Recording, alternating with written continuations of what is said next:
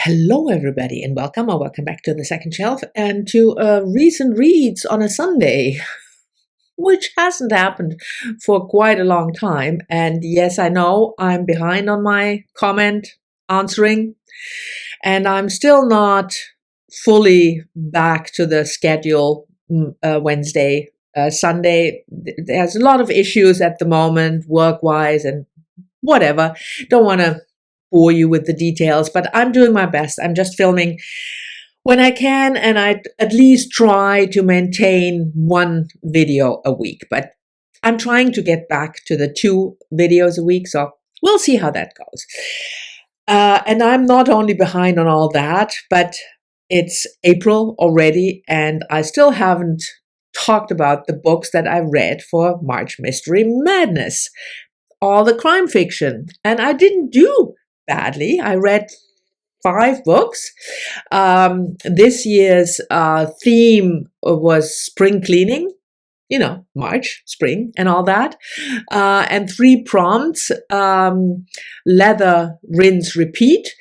I didn't do that much in terms of what fits with what prompt, but the 5 books definitely cover all the 3 prompts. I'm just saying. So yeah, but it was a good March Mystery Madness, even though I'm really late in wrapping it up. But you can always talk about crime fiction, whether it's March or not. The first book was a buddy read with Terri, and who sort of is back on YouTube, but we keep our fingers crossed that she will stay and make regular videos. And we are reading Tana French's books together. I think if you follow my channel, you probably know that. And we are now on to the 5th, I think, of the Dublin Murder Mysteries. Yes, the 5th installment. The Secret Place, published in 2014. And if you are not familiar with the Dublin Murder Squad, it is a series, but it's not like other series. You have this main character, the main detective, that is coming back in each series, like Inspector Linley or Brunetti in the Donna Leon series. This one is a bit different. It is always set within the Dublin Murder Squad, hence the title of the series, but the focus of the primary detective changes in each book, which is nice if you don't want to read a whole series, but just pick up one book that appeals to you. But it still has the perks for the loyal reader, so to speak, because you will remember other people mentioned, or when this detective in particular was mentioned the first time. And this time the main focus is a duo, Stephen Moran and Antoinette Conway, I think is her last name. And we met Stephen 2 books ago when he was used by this very experienced detective, Frank McKee, and he wasn't working for the murder squad, but he always wanted, and now in this case he sees his opportunity. So Frank McKee is coming back sort of in this book, especially because his daughter Holly, that also played an important role in the book back then when we met Stephen for the first time, is also playing an important role here. The murder is set in Holly's in Holly's school, and a young boy has been murdered from a different school, but on the grounds of Holly's school. And that happened a year ago. And Antoinette was the lead detective back then, but they couldn't solve the case. And then Stephen, who obviously knows Holly, gets a note from her that she found on a sort of board where people can leave secret notes, hence the secret place. I know who killed.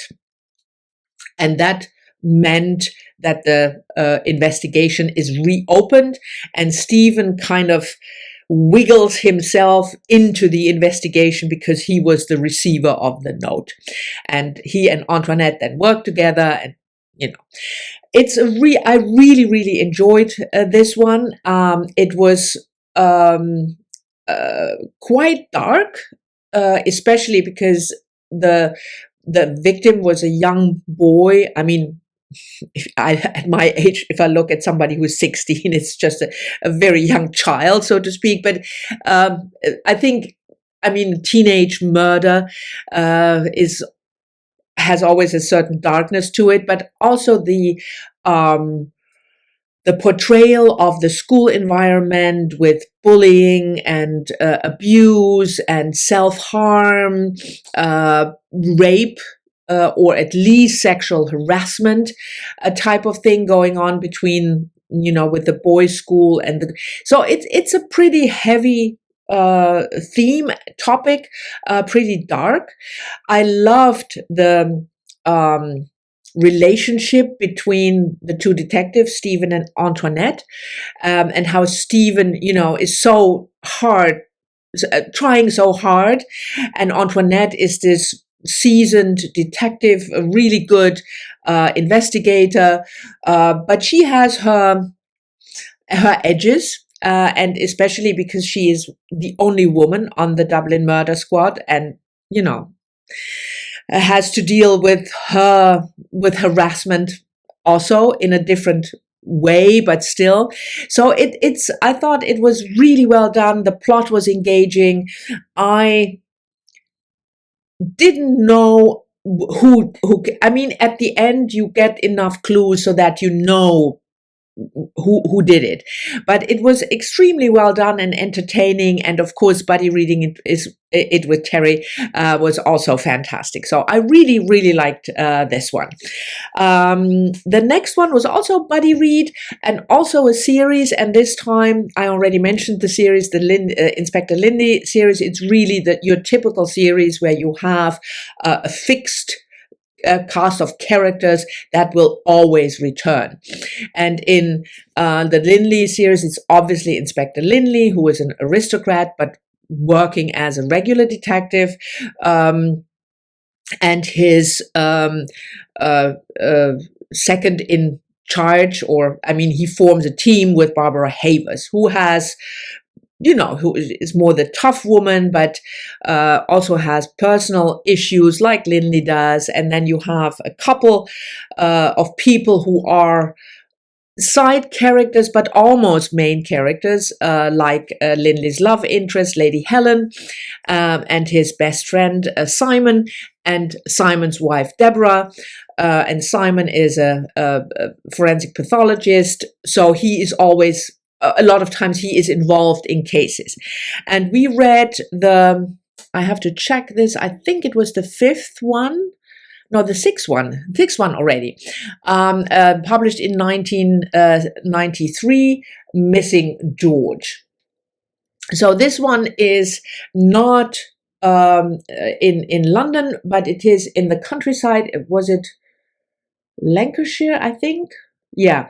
Anyway, so Deborah and Simon are experiencing marital issues because Deborah desperately wants to have children and she can't carry a pregnancy to term. And they need a break, so to speak. And she met this Reverend Simon Sage in London in a church, and he invited her to Lancashire where he has his parish.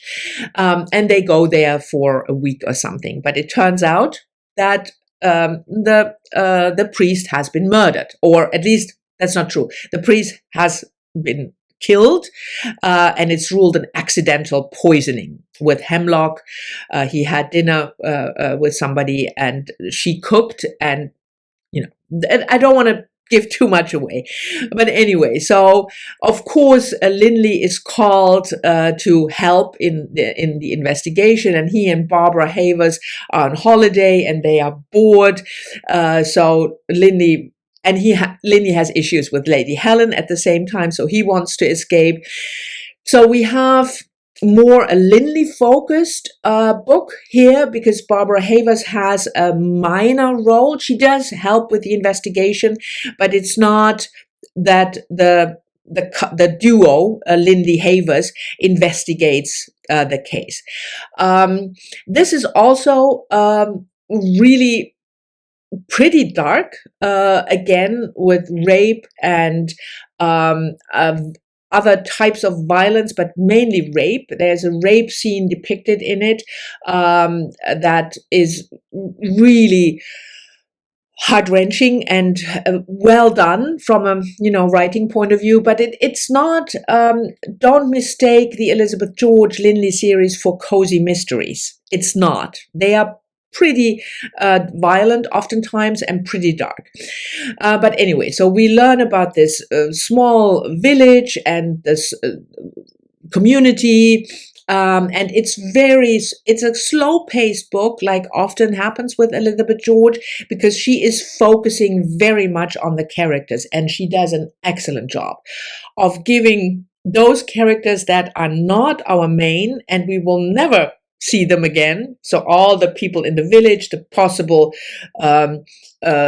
suspects, and also the village police guy, she really gives them three-dimensional quality and juice, and they are real people. And I think that's one of Elizabeth George's main talents, that she can actually make these characters come alive, even though they are just side characters. She spends a lot of time giving us real people, and the setting is fantastic. And of course, they are the typical red herrings and who did what, and the twists are also surprising but good, because a twist is, for me, in a crime novel, only good if you could have seen it coming, if you had paid enough attention to all the little breadcrumbs. So yeah, I really enjoyed this. Oh, and this was a buddy read with Heidi from my reading life, because we are reading the Linley Mysteries, and we have still 20 or so to go. So this was the second one that I read. And the third one is also a series, and was also a buddy read with Sandy from Miss Reads a Lot. And it was the first of the Gamache novels, Still Life by Louise Penny, published in 2005. This is also set in a small village, Pine something. I forgot, but you know, if you're reading in otherwise not important, in Canada. And Gamache is a detective in the city, and he is called to this murder, and he also has his minions, so the people he always works with, a forensic pathologist, but also another detective, and there is a young female detective incorporated in the team for the first time, and they investigate the death of what's her name, Jane Neal, well loved in her community, and she is murdered, or she ends up dead, because it's not sure in the beginning whether it's a murder or whether it's an accident, by an arrow. So somebody maybe went hunting and accidentally killed her, and Gamache investigates. I did not like this book very much. I'm sorry for all you Louise Penny fans, but I heard that most people didn't like the first one. I thought the plot was not very well done. It was way too obvious, but again, it's a debut, so I'm willing to, overlook those types of flaws. But what really did not work for me was the main character, Gamache. And I'm invested in certainly a series if I like the main character, or if I really want to, go on a journey with that main character. And Gamache, no. He seems to me, I read this just after the Elizabeth George, and it seemed to me that Louise Penny just copied main ideas from the Linley series, especially the main character. He has this British accent. He was educated in Britain, and he is not an aristocrat, but he has an aristocratic, way of behaving. And I find him insufferably smug. and the know-it-all. And he lacks what Linley has, this kind of self-doubt and struggle within themselves. He lacks empathy with people, especially with the young female detective that is introduced. And then, I don't think she will come back in the series. So no, I don't think I will continue. Sandy liked it much better than I did, but I just couldn't stand the main mansplaining detective know-it-all. And I'm also not, I'm also not that interested in a series that has this Miss Marple quality, because it is gonna be in that small village. The whole series is set in that small village. So it is Gamache coming from the city always to the small village to solve a crime. That's what I understood. And that's just not believable. I mean, there was no crime in this village until Jane Neal died, and then we will have like 20 books, people being murdered left and right. No, that's not what I believe to be possible. So I won't continue with the series, most likely. I'm sorry for all your fans.